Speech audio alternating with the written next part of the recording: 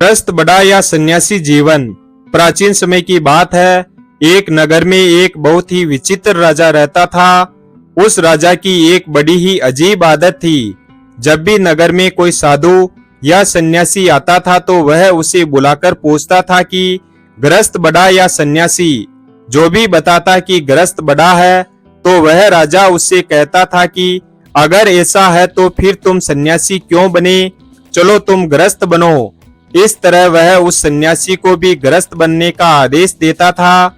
अगर कोई यह बताता कि सन्यासी बड़ा है तो राजा उससे प्रमाण मांगता था। यदि वह प्रमाण नहीं दे सके तो वह उसे भी गृहस्थ बना देता था।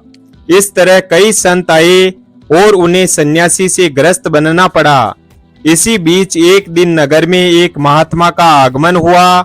उसे भी राजा ने बुलाया और आदत के अनुसार अपना वही पुराना प्रश्न पूछा, बताओ गृहस्थ बड़ा या सन्यासी। महात्मा बोले, राजन, न तो गृहस्थ बड़ा है और न ही सन्यासी। जो अपने धर्म का पालन करे वही बड़ा होता है। राजा बोला, चलो अच्छी बात है, लेकिन क्या आप अपने कथन को सत्य सिद्ध कर सकते हैं। महात्मा ने कहा, अवश्य, इसके लिए आपको मेरे साथ चलना होगा। राजा महात्मा के साथ चलने के लिए तैयार हो गया। दूसरे ही दिन दोनों घूमते घूमते दूसरे राज्य में निकल गए। उस राज्य में राजकन्या का स्वयंवर हो रहा था। दूर दूर के राजा राजकुमार आए हुए थे। बड़े ही विशाल उत्सव का आयोजन किया गया था। राजा और महात्मा दोनों उस उत्सव में शामिल हो गए। स्वयंवर का शुभारंभ हुआ।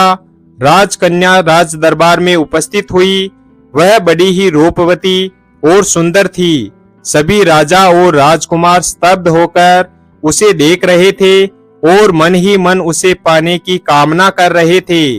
राजकन्या के पिता का कोई उत्तराधिकारी नहीं था, इसलिए महाराज राजकन्या द्वारा स्वयंवरित राजकुमार को ही अपने राज्य का उत्तराधिकारी घोषित करने वाला था। राजकुमारी अपनी सखियों के साथ राजाओं के बीच घूमने लगी। वहां उपस्थित सभी राजाओं को देखने के पश्चात भी उसे कोई पसंद नहीं आया। राजा निराश होने लगे। राजकुमारी के पिता भी सोचने लगे कि स्वयंवर व्यर्थ ही जाएगा, क्योंकि राजकुमारी को तो कोई वर पसंद ही नहीं आया। तभी वहां एक तेजस्वी युवक सन्यासी का आगमन हुआ। सूर्य के समान उसका चेहरा कांति से चमक रहा था। तभी राजकुमारी की दृष्टि उस युवा सन्यासी पर पड़ी। देखते ही राजकुमारी ने अपनी वरमाला उसके गले में पहना दी। अचानक हुए इस स्वागत से वह युवा सन्यासी अचंभित और आश्चर्यचकित हो गया। उसने तुरंत वस्तु स्थिति को समझा और उसी समय उस माला को अपने गले से निकालते हुए कहा, हे देवी, क्या तुझे दिखाई नहीं देता? मैं एक सन्यासी हूँ। मुझसे विवाह के बारे में सोचना तुम्हारी भूल है। तभी राजा ने सोचा, लगता है यह कोई भिखारी है जो विवाह करने से डर रहा है। उन्होंने अपनी घोषणा दोबारा दोहराई, हे युवक, क्या तुम्हें पता भी है, मेरी पुत्री से विवाह करने के बाद तुम इस संपूर्ण राज्य के मालिक हो जाओगे। क्या फिर भी तुम मेरी पुत्री का परित्याग करोगे? सन्यासी बोला, राजन, मैं सन्यासी हूँ और विवाह करना मेरा धर्म नहीं है। आप अपनी पुत्री के लिए कोई अन्य वर देखिए। इतना कहकर वह वहां से चल दिया। किंतु वह युवक राजकुमारी के मन में बस चुका था। उसने भी प्रतिज्ञा की कि मैं विवाह करूंगी तो उसी से, अन्यथा अपने प्राण त्याग दूंगी। इतना कहकर वह भी उसके पीछे पीछे चली गई। वह राजा और महात्मा जो यह वृतांत देख रहे थे, उनमें से महात्मा ने कहा, चलो हम भी उनके पीछे चलकर देखते हैं क्या परिणाम होता है। वे दोनों भी राजकुमारी के पीछे पीछे चलने लगे। चलते चलते वे एक घने जंगल में पहुंच गए। तभी वह युवा सन्यासी तो कहीं अदृश्य हो गया और राजकुमारी अकेली रह गई। घने जंगल में किसी को न देख राजकुमारी व्याकुल हो उठी। तभी यह राजा और महात्मा उसके पास पहुंच गए और उन्होंने राजकुमारी को समझाया। ये दोनों उसे उसके पिता के पास छोड़ने के लिए ले जाने लगे।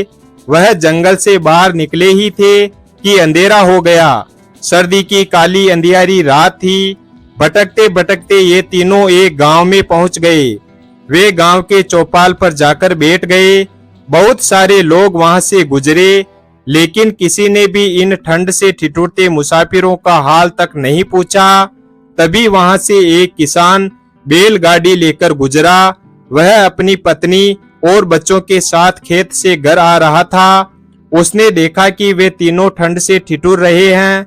वह उनके पास गया और पूछताछ की, तो महात्मा ने उसको भटके हुए मुसाफिर बता दिया। किसान बोला, हे अतिथि देव, अगर आप चाहें तो आज रात मेरे घर पर ठहर सकते हैं। उन्होंने रुकने के लिए हामी भर दी और किसान उनको अपने घर ले गया। भोजन की पूछी और भोजन करवाया। उस दिन उसके घर में ज्यादा अनाज नहीं था, इसलिए किसान और उसकी पत्नी ने अपने हिस्से का भोजन अतिथियों को करवा दिया और स्वयं भूखे ही सो गए। सुबह हुई। राजकन्या को उसके पिता के पास छोड़कर राजा और सन्यासी दोनों वापस अपने नगर को चल दिए। महात्मा ने राजा से कहा, आपने देखा राजन, राजकन्या और राज्य को छोड़ने वाला वह सन्यासी अपनी जगह बड़ा है और हमारे अतिथि सत्कार के लिए स्वयं भूखा सोने वाला वह गृहस्थ किसान अपनी जगह बड़ा है। एक तरफ सन्यासी ने राज, वैभव और रमणी का तनिक भी मोह न करके अपने धर्म का पालन किया है, इसलिए वह निश्चय ही महान है। दूसरी तरफ उन किसान दंपति ने अपना व्यक्तिगत स्वार्थ न देखकर अतिथि सेवा को प्रधानता दी, इसलिए वे दोनों भी निश्चय ही महान है। किसी भी देश, काल और परिस्थिति में अपने धर्म और कर्तव्य का पालन करने वाला मनुष्य ही बड़ा होता है। फिर चाहे वह गृहस्थ हो या सन्यासी, कोई फर्क नहीं पड़ता। इस तरह महात्मा ने अपनी बात को सत्य सिद्ध किया और राजा भी उसकी इस बात और प्रमाण से संतुष्ट हो गया। भगवत गीता में भी जब भगवान श्री कृष्ण ने अर्जुन को ज्ञान, योग और संन्यास के बारे में बताया तो अर्जुन संन्यास की ओर आकर्षित होने लगा। अर्जुन ने भगवान श्री कृष्ण से पूछा, क्या आप मुझे यह बताएंगे कि मेरे लिए क्या श्रेष्ठ है? तब भगवान श्री कृष्ण ने धर्म और कर्तव्य को श्रेष्ठ बताया और बताया कि तुम्हारा धर्म क्षत्रिय है और युद्ध करना ही तुम्हारा कर्तव्य है। यदि मोहवश तुम युद्ध नहीं करोगे तो आने वाली पीढ़ियों से तुम्हें अपयश की प्राप्ति होगी और तुम्हारी उज्जवल कीर्ति नष्ट हो जाएगी। वीडियो अगर पसंद आया हो तो वीडियो को लाइक और हमारे चैनल शिव भक्त को सब्सक्राइब करें और अपने दोस्तों के साथ शेयर करें। धन्यवाद और कमेंट करके बताएं वीडियो